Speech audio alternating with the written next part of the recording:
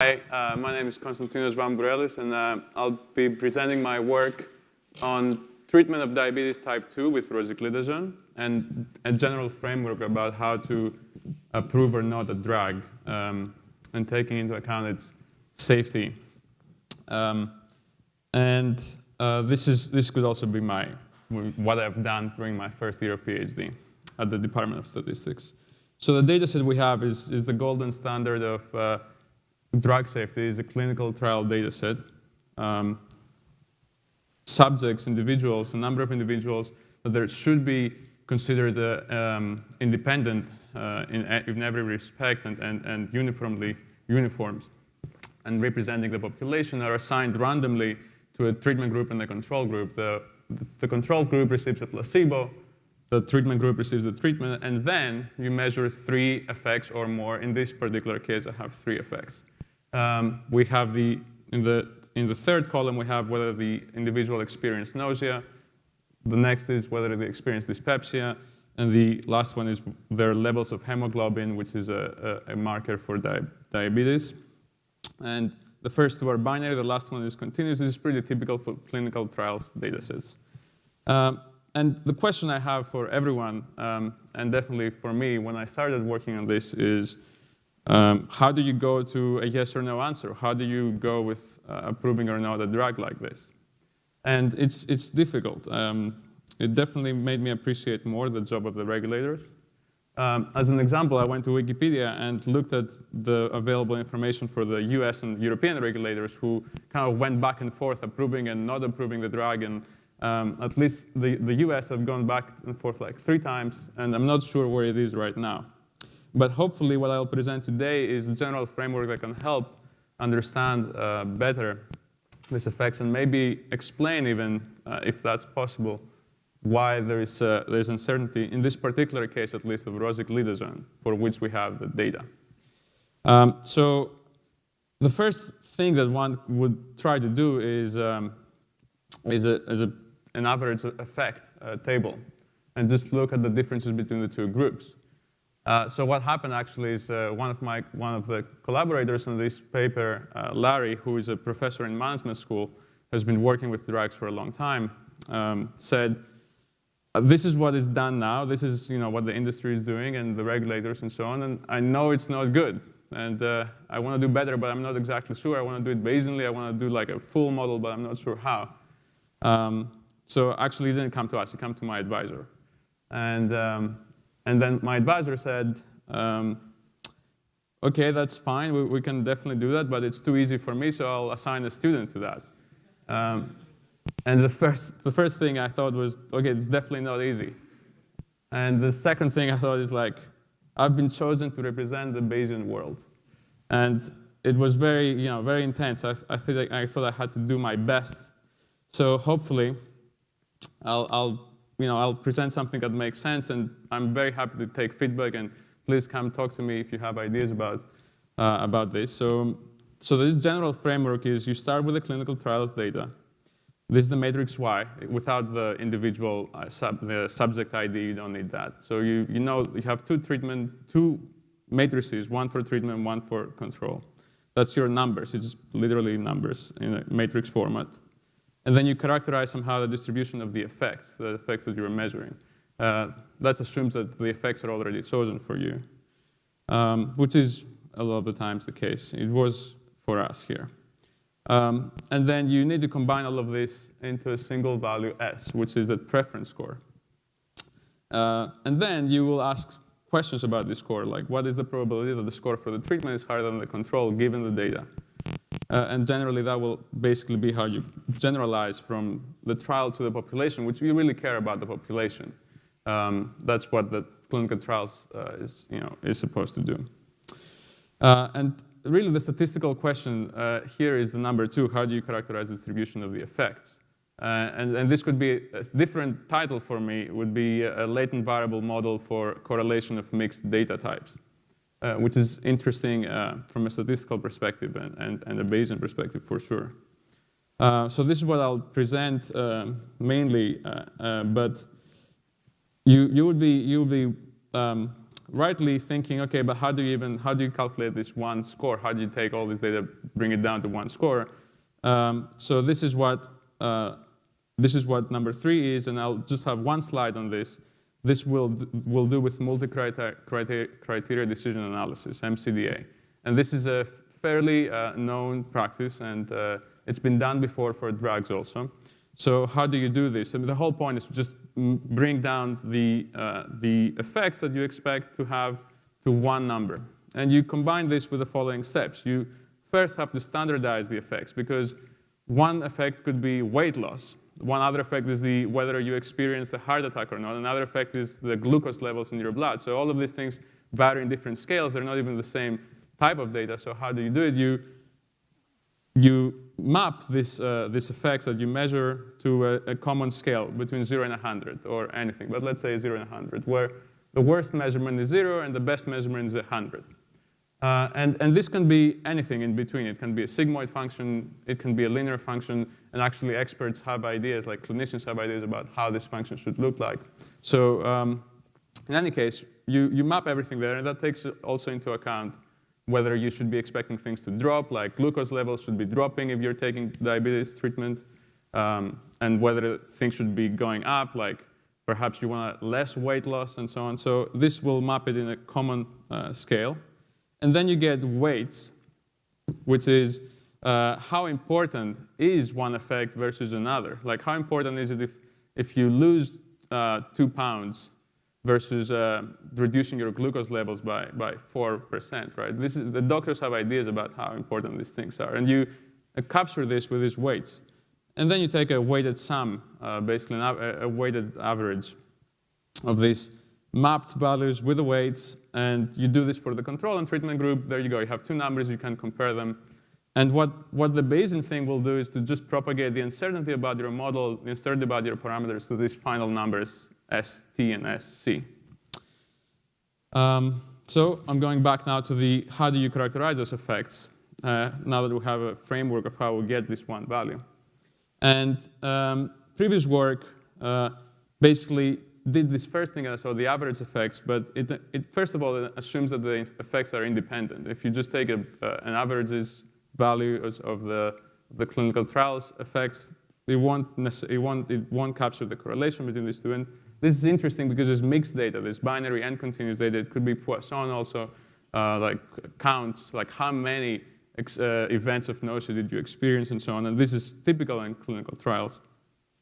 And it also doesn't account for individual variability. So the goal for the model is the probability of a new patient that was not in the clinical trial to, if they receive the treatment, what is the probability that their score they will receive will be higher than if they didn't receive the treatment, conditioned on the data you show in the clinical trial. That is the whole point.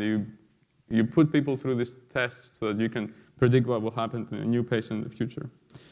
And we want to account for the above issues. So this is our model. This is the model that we have. And you can read it from top to bottom, or the generative process actually starts from the bottom, which assumes that the latent variable z is a multi-dimensional Gaussian of length equal to the number of all your effects. And you only get to observe the last part of the effects that are continuous. So the glucose levels that are continuous, the hemoglobin levels that are continuous, you get to observe that.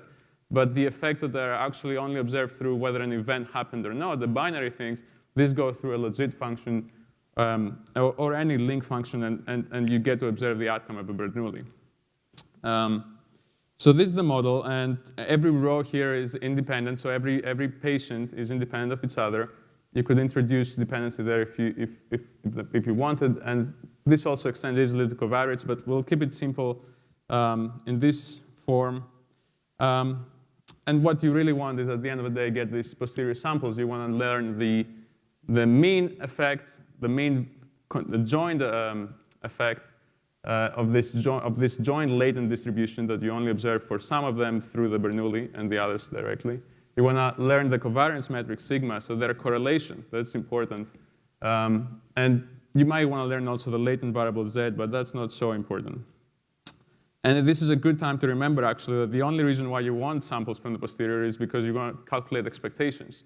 That's the only reason why we do this. And this is the beauty, I think, of the mathematical Bayesian framework, is that you can formulate any question you want with these posterior samples of interest. For example, the probability of the score in the population being higher than the control, or the probability of a new individual, where you account for the individual variability.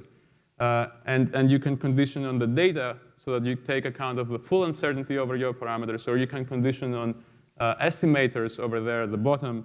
So you kind of like fix the numbers that you want. You say, OK, I really know that the mean now is estimated to be that, and I'll take this as the truth, and so on. So this is actually, I think, an easier framework than the frequentist approach, which I don't know very well, but starting to read the literature, it just looked to me as if it wasn't so flexible, and it wasn't so easy to kind of put your knowledge and your choices in the model in there. So this is, I thought, was really, really elegant. And I'll now show how this works in our data set and how we used it. And there is really nothing changing, nothing stopping us from having different decisions in the model, but this is just one model, and I certainly don't claim that this is not definitely the best, but it's nice that it's general, you can change it. So we use exactly this model, and the details are in the notebook, and how the stand code and all that, but I'll just go through the results, where we had basically two groups, and we have 6 effects. And next to the effects, I have the weights that the clinicians assigned, and these weights were given to us by the experts. And I'm glad, because that's something that it's their job. It's almost like a utility.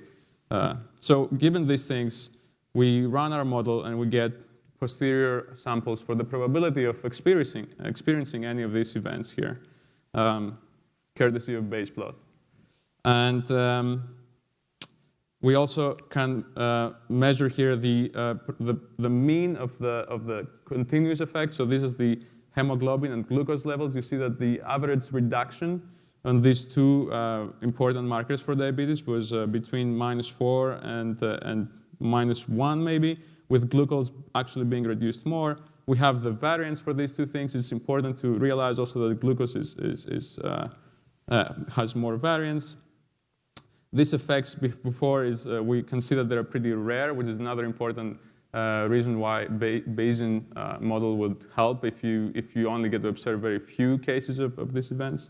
And this is the correlation, the posterior correlation between the different effects. And we see that they're not all, that most of them are close to 0. There is some correlation. In this data set, it so happens that it is not enormous correlations, but it's a general framework that will find these correlations if they're there. And they're important because if you don't account for them, you're missing out. You're assuming that effectively these numbers are 0. And this is the final thing that we wanted to calculate, is the score for a new individual between the control and the treatment. And you can see that it's actually not that different. The treatment is slightly higher, but not by that much. So the question is what is this probability of the score for a new individual taking this drug versus a control? You can calculate this with the posterior samples, and this is 62% in this case. And this perhaps explains why it's so difficult to judge whether a drug should be approved or not. Now, one thing that goes in here is the weights that the clinicians assigned, but and one could say, how important is this? And I've run some tests to show that actually it doesn't change much. It's pretty robust. This result is pretty robust to changes in the weights, unless you change the weights completely, which is actually a substantial change in your opinion about how you would judge this drug. So this is I think all I have. Thank you very much, and I'm happy to talk more about this model. And yeah, thank you. You can contact me this.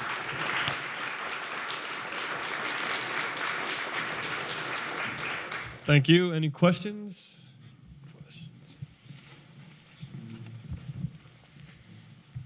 Okay, it was very, very interesting. Just one question, how did you actually compute the weights? I don't. The clinicians give it to us. Okay. And I can tell you a little bit more. That is not what is it 5 means for an effect. It means that it's the way that you come up with the scores is not easy. Actually, is one of our decision theorists here has run the workshops to do this, but basically you got the clinicians and say, how important is it if you get this much reduction in weight versus this much reduction in the glucose levels? And they say, oh, I think it's two times more important. But then this all has to be consistent. So maybe you ask them this, and then later you ask them another question, they change their mind. So you have to kind of like go into over iterations until in the end you have a consistent weights that sum up to 1. So it is a little bit involved. There is more details in the notebook, but it's up to the experts. That's not my job. Thank you for the very good talk. I don't know how big the variance in the score was, but I'm always wondering when we have these trials and we're trying to see how effective a treatment is, whether the effectiveness of a treatment is going to be just noise or random, or whether it's going to work well for some population of patients and not as well for other population of patients.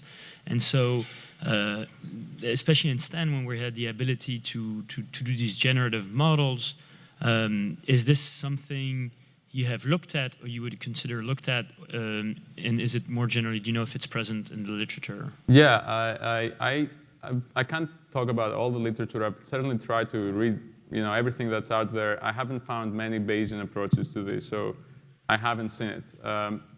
What people normally care about is the population effect.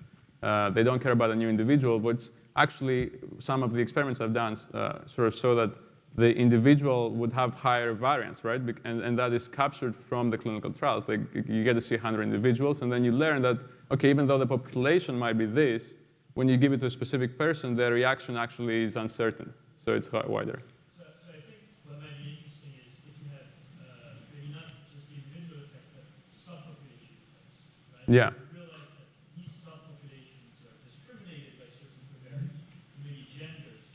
You realize that females react much better to treatment than males. Right. So the point of the clinical trials, as far as I understand it, could be wrong, is that the individuals are interchangeable, right? So they don't have, but you could have covariates, and it's easy to actually add the covariates here. It's very easy. The only reason I haven't done it is because that was not the interesting part from the statistical perspective.